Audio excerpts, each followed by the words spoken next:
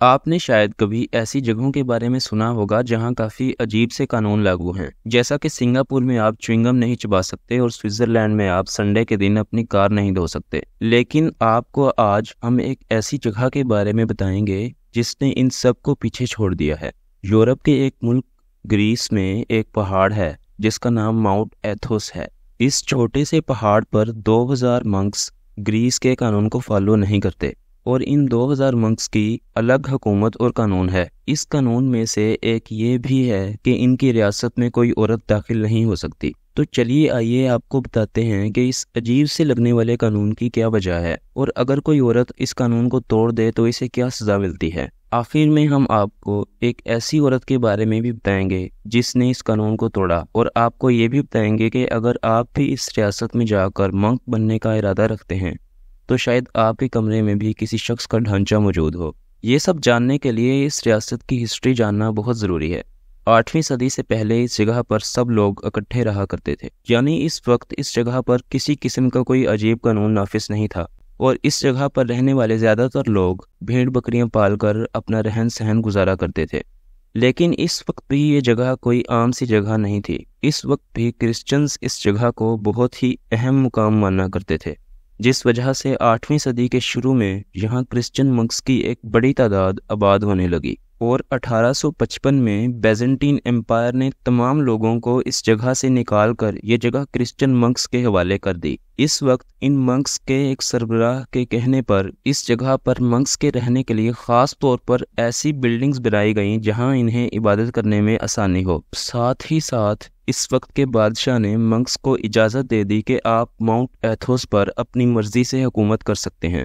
اور بیزنٹین کی حکومت آپ کے معاملات میں مداخلت نہیں کرے گی۔ اس کے بعد 1453 میں آٹومن امپائر نے بیزنٹین امپائر کو شکست دے کر گریس فتح کر لیا، لیکن اس بات سے بھی یہاں رہنے والے منکس کو کچھ فرق نہیں پڑا، کیونکہ ان منکس نے آٹومن امپائر کے بادشاہ سے بھی اس پہاڑ پر اپنی مرضی سے حکومت کرنے کا معاہدہ کر لیا۔ اس کے بعد جب 1912 میں گریس نے آٹومن امپائر سے آزادی حاصل کی تو اس وقت بھی گریس کے قانون میں یہ چیز شامل کی گئی کہ ماؤنٹ ایتھوس پر کرسچن منکس اپنی مرضی سے حکومت کریں گے، اور گریس کی حکومت نہ ہی ان کے کسی معاملے میں مداخلت کرے گی اور نہ ہی ان سے ٹیکس وصول کیا جائے گا۔ تو اس کے بعد سے اب تک اس جگہ پر کرسچن منکس اسی قانون کے تحت اپنی مرضی سے حکومت کر رہے ہیں اور اپنی مرضی کے قانون بناتے ہیں۔ اب اس بات کو سمجھنے کے لیے کہ انہوں نے ایسا قانون کیوں بنایا کہ کوئی عورت اس ریاست میں داخل نہیں ہو سکتی، آپ کو پہلے یہ سمجھنے کی ضرورت ہے کہ یہ منکس کیسی زندگی گزارتے ہیں، اور یہ سمجھنے کے لیے آپ کو کرسچینٹی سمجھنے کی ضرورت ہے۔ کرسچن مذہب کے ماننے والوں کا خیال ہے کہ خدا کے نزدیک ہونے کے لیے انسان کو تمام خواہشات سے پاک ہونا پڑے گا، اور اس زندگی کا مقصد یہی ہے کہ ہم ہر بری چیز سے بچ کر ہر خواہش کو چھوڑ کر بس خدا کو ہی یاد کرتے رہیں۔ اس لیے عیسائیوں کے پادری شادی بھی نہیں کرتے، اور ماؤنٹ ایتھوس پر رہنے والے منکس بھی اسی خیال کی پیروی کرتے ہیں۔ بعض دفعہ تو یہ منکس 60-70 سال کے لیے ایک ہی جگہ پر زندگی گزار دیتے ہیں، یعنی کہ کسی دوسرے منکس سے بھی رابطہ نہیں کرتے۔ ان کی عبادت بعض دفعہ 6-7 گھنٹے تک چلتی رہتی ہے، اور عبادت کے علاوہ یہ لوگ صرف اتنا ہی کام کرتے ہیں کہ بس 2 وقت کا کھانا کھا لیں، اور یہ میں ایسے ہی محاوراتی انداز میں نہیں کہہ رہا، یہ منکس واقعی صرف 2 وقت کھانا کھاتے ہیں۔ اب آپ کو یہ تو سمجھ آ چکی ہوگی کہ یہ منکس خدا کے نزدیک ہونے کے لیے ہر وقت اکیلے رہتے ہیں اور ہر ایسی چیز سے دور رہتے ہیں جس میں انہیں کوئی برائی نظر آئے۔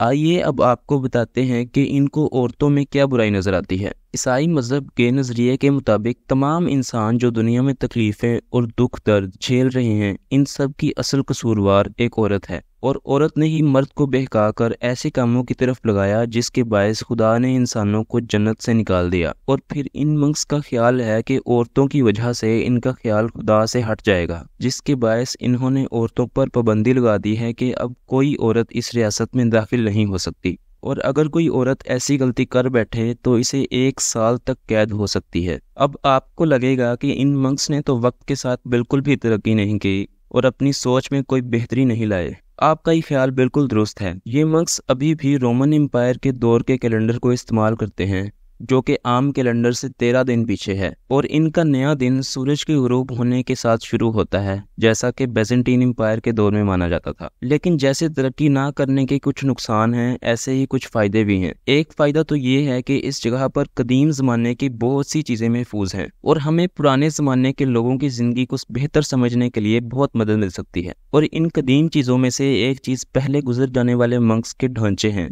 क्योंकि जब कोई मंक फोत हो जाता है तो ये लोग इसके ढांचे को महफूज कर लेते हैं। और यही वजह है कि अगर आप भी माउंट एथोस जाकर मेडिटेशन करना चाहते हैं तो शायद आपको भी किसी ऐसी जगह पर मेडिटेशन करनी पड़े जहां पहले से किसी मंक का ढांचा मौजूद हो। अब आपको हम ऐसी एक औरत के बारे में बताते हैं जिसने इस जगह के कानून को तोड़ा और मंक्स के साथ कुछ वक्त गुजारा। इस औरत का नाम मैरिस चॉइस है और इसने इन मंक्स के साथ कई माह गुजारे। ये औरत इसलिए नहीं पकड़ी गई क्योंकि इसने मंक्स को पता ही नहीं चलने दिया कि ये एक औरत है और अपना भेष बदलकर एक आदमी की तरह रहती रही। इसके बाद इस औरत ने अपने इस एक्सपीरियंस पर एक किताब भी लिखी है। लेकिन इन मंक्स का ये कानून शायद ज्यादा देर महफूज ना रहे, क्योंकि जब माउंट एथोस ने यूरोपियन यूनियन में शामिल होने के लिए दरख्वास्त दी तो काफी देर तक ये बहस चलती रही कि क्या इस जगह को यूरोपियन यूनियन में शामिल किया जाए या नहीं, क्योंकि माउंट एथोस का कानून औरतों को फ्रीडम ऑफ मूवमेंट नहीं देता। लेकिन यूरोपियन यूनियन में शामिल होने के लिए किसी भी मुल्क में सब लोगों के लिए